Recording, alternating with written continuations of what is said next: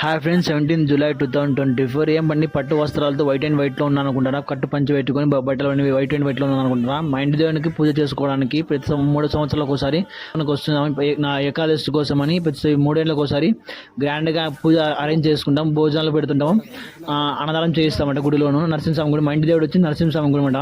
అంతా కలిసి ఇంటికి నరసింహస్వామి గుడికి దర్శించుకుంటాం అన్నమాట.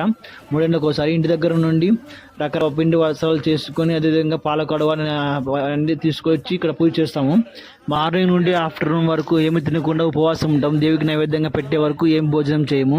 ఆఫ్టర్ అంతా పూజ సామాగ్రి అంతా అరేంజ్ చేసుకుని పూజ చేస్తాము. పూజ చేసే అంతా భోజనం కూడా చేస్తాము. భోజనాలు కూడా రకరకాల పిండి వస్త్రాలు తయారు చేసి అన్నదానం గుడిలో చాలా మంది భక్తులు యూజ్ చేస్తుంటారు ఏకాదశి కాబట్టి. అన్నదానం కూడా చేస్తాము. ప్రతి సంవత్సరం 3 సంవత్సరాలకు ఒకసారి విధంగా గ్రాండ్గా పూజ అరేంజ్ చేస్తాము. ఇక్కడ నుండి పూలని తెప్పించి పూజ ఈ విధంగా అలంకరిస్తాము. మనకి ఈ విధంగా పూజ చేస్తాం. చాలా గ్రేట్గా పూజ చేస్తాం. బంధువులంతా కలిసి, కుటుంబం అంతా కలిసి వచ్చి పూజ చేస్తాం. ఇక్కడ అంటే మా ఇంటి దేవుడు చాలా నిరంతరం పూజ చేస్తాం. ప్రతి సంవత్సరం కూడా ఈ గుడిలో ఫేమస్గా పూజలు జరుగుతూ ఉంటాయి. అన్నదానం కూడా జరుగుతుంది, నిరంతరం అన్నదానం కూడా జరుగుతుంటుంది. ఈ గుడి శంకుస్థాపన కోసం విరాళం కోసం సుంతమ్మ ఇచ్చింది.